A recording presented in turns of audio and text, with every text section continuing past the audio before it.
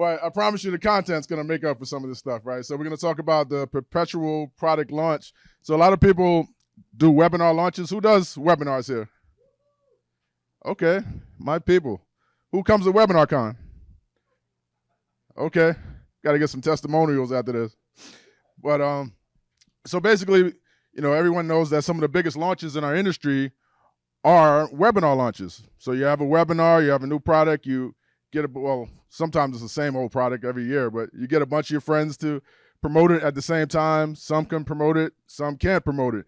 But with a perpetual launch, you can go all year long and just have people promote it when they're available, right? So that way you get more people to do it. Most people only launch once a year anyway. With a perpetual launch, you can have someone promoting it every week, right? And they all can promote it because it's like really no excuse. Like, can you do it this week? Okay, how about next month? Okay, you're available. So you can get people to do it every week. You have the same type of benefits in terms of having a deadline, having scarcity, having urgency, having all the things that go into a product launch, but you just have private partners doing it every week. So we're going to talk about that. And we're also going to talk about, just having a webinar, kind of like a lot of people have podcast shows. Well, you can have a webinar show, right? You could brand your weekly webinar as something. I call mine Wealth Wednesdays. And you could bring in guest experts. You don't always have to pitch. You could bring in just guest experts at a given time every week to just talk about, give value and serve your audience. So these are some of the things we're going to talk about with this model. So as I mentioned, I'm the co-founder of WebinarCon with Onik. We're the #1 event for webinars, pretty much the only event for webinars, so that helps. Is that okay? Okay. Sounds better? Woo! All right, we're in business. So each of these folks pay about, on average, $4,000 to attend this event, and it's a mastermind weekend event, so I'm not gonna pitch it or anything, but if you do webinars, you kind of have to come to WebinarCon. Like, what's the point of doing webinars if you don't come to WebinarCon? There's Onik on stage at the event. So the reports of webinars dying are greatly exaggerated. As I mentioned, some of the biggest launches in our industry. Grant Cardone says webinars are the #1 way he grows his business. We had Tony Robbins and Dean Graziosi. They do their knowledge business blueprint launch and make multiple 8 figures. We have Alex Hermosi did his book launch where he made fun of webinars, but he did a webinar format to sell a ton of books at the same time. So I'll take it. Onik had his multiple 8-figure launches. Aiden Booth does an annual launch. Jason Fladlin supposedly holds the record for a product launch, $57 million, all with webinars for the plan. It was like a crypto bot trading program, and he did that all in 1 year. Everybody, who promoted the plan? Like, you bought the plan. That was the plan, to get you to buy the plan. Made a ton of money. And he did it all live. He showed up live with him and 6 other people. Yeah, it's crazy. The original launch of ClickFunnels, Russell Brunson talks about webinars as the way he made money. So you guys are, I don't know how to sell you on webinars. So here's the concept I want to kind of give to you guys. If you could have a basic funnel, right? But if you have long-term monetization, that it can make your funnel work better if you think long-term. So you could, I have a basic funnel, $1,500 offer, $5,000 to $10,000 upsell. I give people a strategy call. So I have a special bonus that they get that they have to get on the call, right? So it gets them on a call, and then on the call we sell them, we give them some value, we give them some guidance, we onboard them, and we sell them coaching. And I have a partner that he has his own coaching company. He does the coaching. What just happened? Okay. So you can monetize your leads long-term with webinars. So if you have a weekly webinar show, or if you do webinar cross promotions, all those leads are worth more to you, right? So if you're paying $15 a lead, $20 a lead, you're going to make $30, $40 from those leads. And you can do the math. You could put all those folks on a separate list, and you could, what I like to do is track it to see how much you made from that particular list. So even if you're promoting an affiliate product, you ask them for the customers. Give me a list of my customers that bought your product, and then you assign them a value, give them a tag in your system. And then at the end of the year, you could say, I had 10,000 leads. I made $500,000 off these leads. So you could determine how much you made off of each lead and see, okay, was it worth spending $20 a lead for these folks It might seem expensive up front, but when you think long-term and track those leads, just having long-term monetization. Anik talks about extending the funnel, right? Extending the funnel to make more money.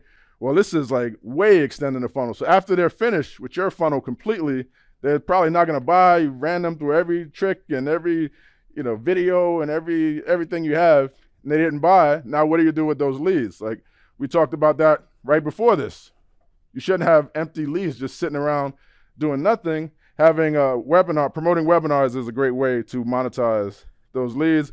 And it's also, when you do webinar swaps, when you have a webinar, you could reinvest that money into ads. So spending a lot of money on ads isn't a big deal if you're reinvesting your profits, right? It's like a different mindset. You're like, I'm going to acquire more leads, and I know what I'm going to do with those leads. So it becomes a whole different game. So who here has leads that they need to monetize beyond their initial funnel? Who has leads just kind of sitting around, right? Okay. So the people that do webinars, you guys keep your hands up. These are the people with the leads that you want to get in contact with if you have a good webinar. So webinars typically earn 4 to 5 times more than VSLs or sales pages when we talk direct to cart, right? I mean, it might not make as much as phone sales, but if you're doing a VSL, I find that, if I make 10,000 on a VSL, if that same offer was a webinar, I'm probably going to make 40, 50,000 off of that same thing. So Mike Filsaime, one of my good buddies, he says that webinars are the number one way to monetize your audience. Nothing makes a higher earnings per click. So the market desperately needs good new webinars. I need it. Like if you have a good webinar, hit me up. Like I'm always looking for something to promote, but we need, because honestly, it's a lot of crap out there that people try to get you to promote. So if you have a good one with decent content, in my opinion, the worst thing Russell ever said was, don't give good content on your webinars. Just give them, like, did you hear him when he said that? I'm like, oh man.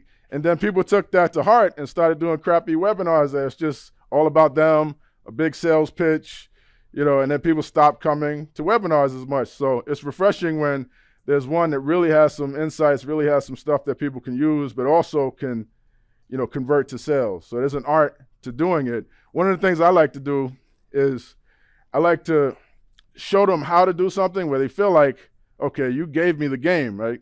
But then offer them the implementation, right? So they're going to see how to do it. They're like, okay, they're appreciative of the content. You really showed me everything I need to know, but I don't want to do that myself, right? So that's one of my best pitches is, here's how to do it the manual way, but we'll do it for you. Buy this solution or this software or this product, and it makes it a lot easier for you. So that's a better way, in my opinion. And it doesn't burn your list, right? Because your list actually got some good content.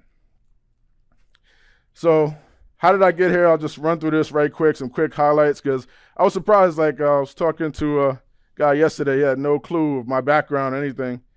And so I'll just run through this right quick. I started out selling online in 2001. So I'm an OG, right? 2001, before Anik, before Facebook, before I had gray hairs, before any of this stuff. And I just wanted to make money for my to be a stay-at-home dad, spend more time with my daughter. I was working with JP Chase at the time, and ended up getting laid off during the Great Recession, where it was cool because I had this product to fall back on. So I was originally a cookbook author. That was my first big home run. I had this product. It was the #1 product on ClickBank for between like 2004 to 2007, and I was able to milk this. And during that time, it was a book about restaurant recipes, how to make. So I was the guy that had the cookbooks about how to make your favorite restaurant recipes at home. What's crazy is I'm not a chef. Like I'm just a marketer that found a good niche and ran with it. And that was my first big home run. And that led to some amazing things. And we also caught a trend in 2004 of Google AdWords. Back then, we were getting clicks for 5 and 10 cents a click because Google AdWords was really just getting started. And that helped me build a big old, it helped me become the #1 product on ClickBank. It helped me build this big email list. So I had like 253,000 email subscribers, and this was all part-time. I was still working for Chase, and then they laid me off. I was working for on Wall Street. Man, this is crazy. And so that led to, so because I had an audience, I ended up getting a book deal with Simon & Schuster, ended up doing 6 books with Simon & Schuster, ended up selling over 1.5 million books with Simon & Schuster. Part of it was because got on all these different TV shows. Man, this is terrible. Purback, man.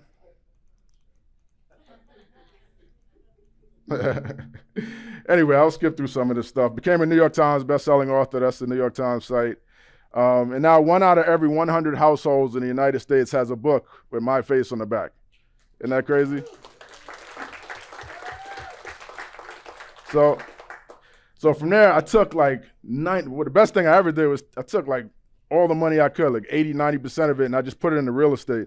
So I built up a portfolio of over $500,000 a year in rents now, and I taught the business to my son, and he's going to be the next real estate investor. So people also want to know how did you do all this? How did you get a book deal? How did you self-publish? So I started teaching authors how to do it, and I started speaking on stage and doing webinars, and that's me flexing the golden pipes on the webinar. I've done over 500 webinars since 2011, so I became a webinar expert. Then started doing webinar con with these 2 wacky guys. So the cameraman was like, act crazy, dude, show your crazy face. And Andy took it a little bit too far. looks like he's having an aneurysm. But so this business model, I was on Home Shopping Network for 4 different episodes. I was supposed to be on 5 episodes, but they brought me in the morning. I was supposed to do a morning one and an afternoon one, but we sold out all the books in the morning, and they didn't have me back on in the afternoon. I was like, man, I shouldn't have sold them all out. I wanted to come back. But so I was on Home Shopping Network, and tickers, 30 minutes. We good on 30 minutes? I thought I only had 30 minutes. Okay. So basically the way it works is, like for instance, they had me on the 7 a.m. segment, Home Shopping Network. They're like, you're going to be on during the 7 a.m. hour. So show up. We need you there by 6 a.m. So I'm real eager and all. I get there about 5:30, right? And I'm there just sitting around. And they didn't tell me like 7 a.m. segment, I'm not going to be on until 7:45. So I'm on 7:45, so I'm just watching the show. And I didn't talk to anybody about what I'm selling or anything like that. At about 7:20, they bring me in to makeup, and then the host of the show comes in and talks to me about it. And she's like asking me questions about the product, and I'm like, man, we're on in 25 minutes, and you don't know anything about the product. And this is how they work, and they do shows 24 hours a day. So we get up there, and we're literally just winging it. And this is a $1 billion corporation, right? And she had never seen the book up until 20 minutes before the show. She didn't know anything about me, so I'm trying to explain this to her while I'm getting makeup and all this stuff and what the book is about. And she rocked it because the crowd, they really love her, and then she just kind of winged it, and it was hilarious. She was saying stuff that wasn't true about the book. I just kind of went with it, right? So I asked them, why don't you guys, instead of doing this crazy fire drill live 24 hours a day, 7 days a week, why don't you just take some of your better episodes, record them, and run it back? And they said, no, we don't want to do that, because one of the main things that makes it sell is they have a countdown clock, like this episode is going away 12 minutes, so I had like 10, 12-minute segment, and they have the number on the screen of how many are sold and how many is left. So they have that kind of double scarcity. They have the scarcity and the urgency every episode, every 10 minutes, 24 hours a day, right? So that kind of inspired this whole model. It's like, the more you can have a deadline, the more you can have urgency, the more you can have all these things, the more people want to jump and buy. And if you can do that every week, right, have something, it might not be, you promoting something to your list, maybe it's somebody promoting you, right? So if you can do 4 webinars a month, right, each with a deadline each week, at the end of the year, that's 40, 48, 50, different deadlines. So it works out, and it helps boost your sales that way. So this model was inspired by HSN. Why not have my own HSN, right, where I'm bringing experts in, they're selling their products. So I have my own kind of webinar show called Wealth Wednesday. So as I mentioned some of this already, JV partners can promote on their own schedule. We usually do 3 days pre-webinar where we actually give some content. It helps if we interview the person during that period before, just kind of show their face and show that, we're connected, show that we have some type of, friendship. It converts. If you do that, if you do a webinar, who does a webinar but doesn't interview the person prior to the webinar? It's a great way to create YouTube content as well, right? So you have that person coming on, they're coming on Wednesday, Sunday night, you just schedule an interview with them, put it on YouTube, show it to everybody, send your list there. And your webinar will convert a lot better, trust me on that. So you have the 3 days pre-webinar, you have the webinar day, and you have the 3 days after the webinar with the deadline. So that's your 7 days, and then you move on to the next thing. And as I said, I don't typically do it every week because you could burn out your list. I might have someone promoting me one week and I'm promoting someone else the next week, but I try to get 4 to 5 in each month. And the days for my show, the weeks that I don't have a webinar going, I just come on and give value, or I'll bring an expert in and we'll just talk shop and give them some content. So typically when I run webinars, it's simulated live, unless you can get hundreds of people, 400 or 500 people on where it makes sense to come on live. It's usually simulated live. So I have a really good recording where I just knocked it out of the park. The JV partner promotes that recording, and then I have my moderator interacting live on the chat. So when people ask, is this live? She says, we're here with you live. How can I help you? Which is not a lie. She's here with them live, just we're playing a recording. And I find that it converts just as well as a regular live webinar. Not as well, but up there, enough, you don't have to actually be on that presentation, enough money, you make enough money to make it worthwhile, and you could do other things. So cross promotions are common. So people always say, how do I get more people to promote my webinar? Well, be someone that can reciprocate, and I guarantee you'll get more people, because word gets out, because people ask, how many people were on that webinar? How'd you guys do? And people talk I made 50,000, I made 100,000 on that webinar. And all of a sudden people are coming asking to promote your webinar because they know that you can reciprocate.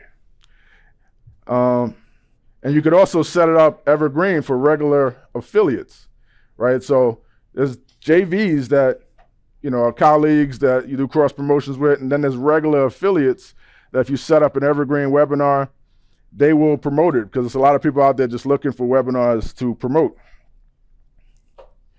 All right, so the typical price is usually $9.97. So there's all that image I showed you of people that come to WebinarCon, there's a whole industry of people. There's probably 1,000 people that promote webinars, that are looking for webinars to promote. They have an audience, and the typical price amongst that webinar circuit is between $1,000 and $2,000, and a typical commission is 40 to 50%. I hear some people saying they have a product that I only want to pay out 10%, I only want to pay out 30%. Well, it's in your best interest a lot of times to create a product, because when you think about running ads, right? You're running ads, you have a funnel and you're running ads to it.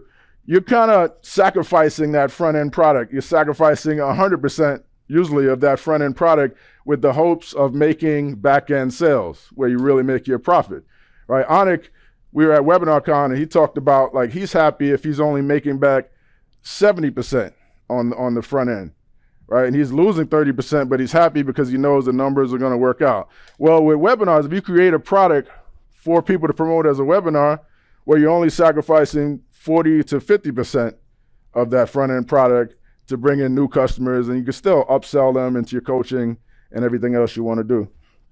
So that makes sense. So the pros and cons of this business is really the perfect lifestyle, a side business, because you don't have to be there a lot of times. You could just have your moderator run it, set it up, do everything. And you could run, I have a webinar I've been running for 5 years now, pretty much the same presentation. Dan Kennedy said at ClickFunnels, the hardest thing to do is come up with a brand new presentation. He said he used to try to do that every time he got a chance to talk. It was a new presentation, but he saw the value in just having one presentation, a go-to golden presentation that he could just do over and over again. Well, this is the same thing. You could run a good webinar, a good offer for years. My buddy Ty Cohen has been running the same webinar, Kindle Cash Flow, since we were doing webinars back in 2010. Right, I always tease him about it because he's my friend. He comes to me like, hey, let's do a webinar together. And I'm like, you want me to promote? Don't make me promote that thing again. Like I promoted it like a dozen times. I cannot promote that again. But he always finds it's easier to find new people to promote than it is to come up with a winning offer. So you could run these things for years once you nail it, once you have a good one. And a good one, the word gets around, it's easy to get JVs because webinars are kind of like positioned as content. It's easy to promote a webinar than to send someone to a sales page and is a cash cow. The cons is it's not really as scalable as some other things. That's one of the cons. Eventually you run out of promotion partners. Eventually you have to create a new offer. You have people that want you to promote their offer, but their offer is kind of crap. You know, some of these offers I see out there and I'm like, man, the FTC owes Onik an apology. Like, how did these guys not get caught first? So you want to avoid the crappy webinars. And so those are the pros and cons. What attracts JVs? If you have a high converting webinar, usually we look for at least $100 per attendee, you know, on a webinar. So if someone gets 100 people on, you expect to make $10,000 or more from that presentation. A hot topic, like anything AI right now is super hot. Like you could take we were joking about this yesterday. You could take a regular played out, you know, washed up topic like SEO or list building and then make SEO with AI, list building with AI. And then everybody's like, oh, this is what I want to promote. So make it a hot topic. Crypto is hot. You know, it depends on, you know, you could position your thing as a hot topic. You could take industry trends, what's going on, what's pretty much at the top of their mind, and position your webinar around that topic so people learn the latest things. Like right now in real estate, I was talking about this yesterday too. Back in November, they had this thing, the FHA came out and they said they have a new program where you can buy a multifamily property as a first-time home buyer with just 5% down. So that was a new thing. So that's how you could position if you had a real estate webinar, you could piggyback off of that topic because it's hot news and it's trending. So hot topic, industry buzz. So as I mentioned, word gets around that you have a good webinar. Relationships, which is why people come to WebinarCon, which is why people come here, you know, which is why you go to events to build those relationships, and the ability to reciprocate, as I mentioned. So I'll just do these 10 key insights and then we open it up for questions. Having a promotion calendar is critical. Who has a promotion calendar?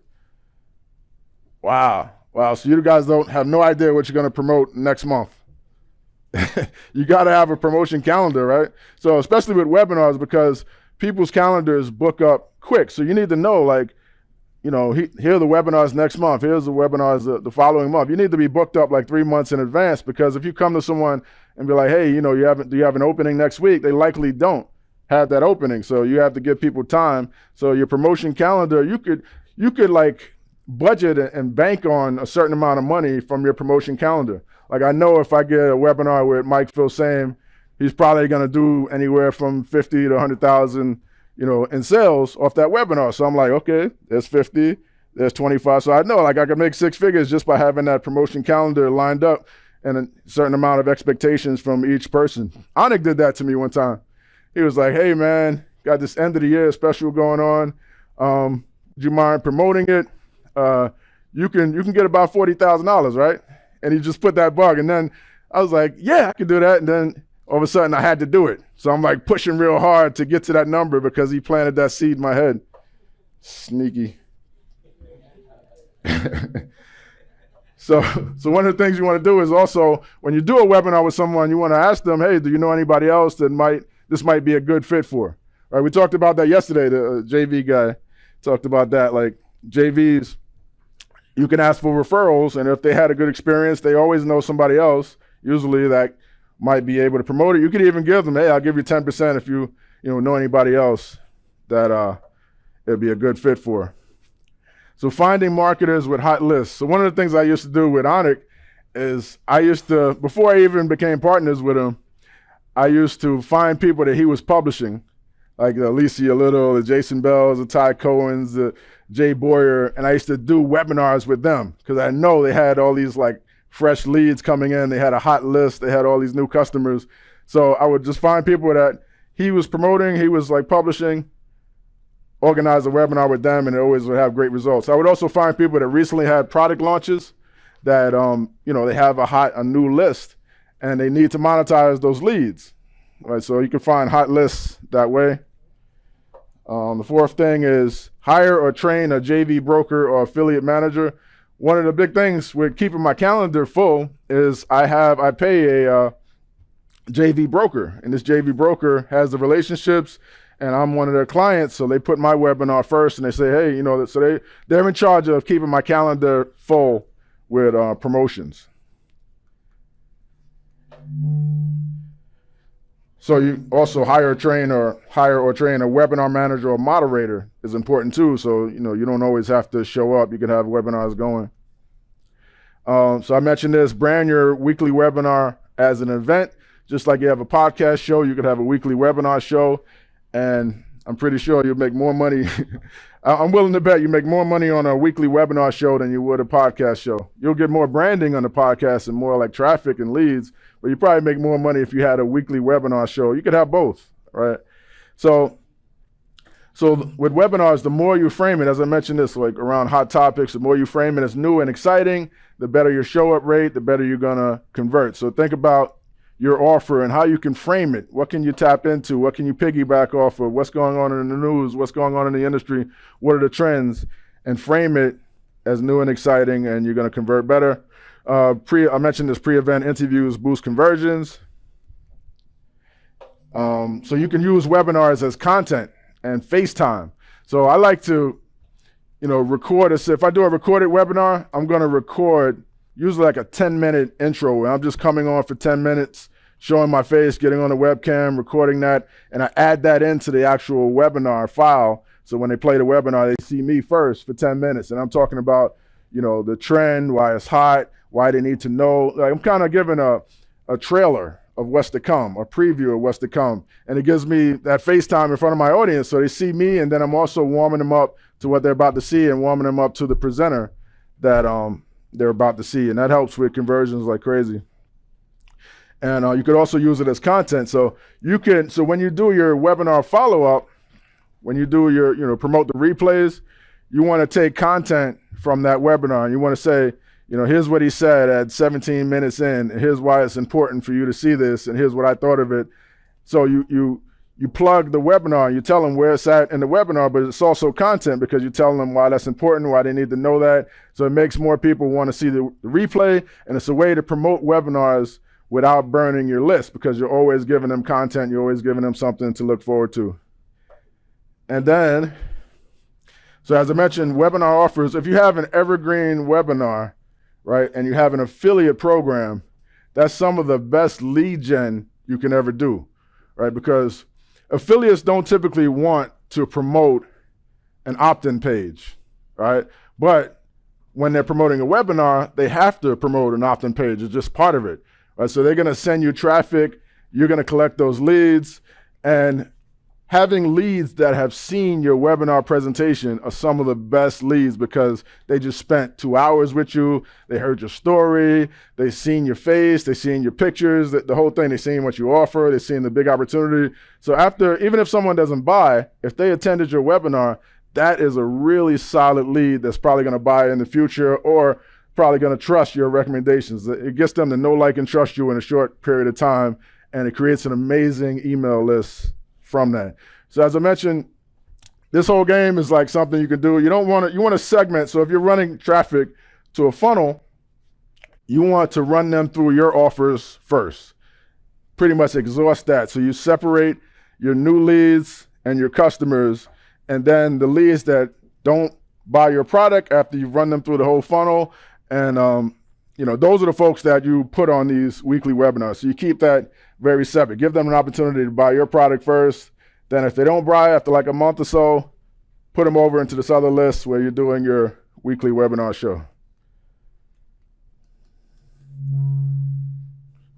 So if you're ready to stop donating 100% of your front-end products to Facebook and YouTube, If you're ready to learn the latest webinar marketing strategies, add another income stream to your business, and do deals with the top webinar promoters, Anik, I'm sure he's going to offer this to you guys, but WebinarCon is going to be November 11th through the 13th at the Ritz-Carlton in Orlando again. So I hope to see some of you guys there. Thank you.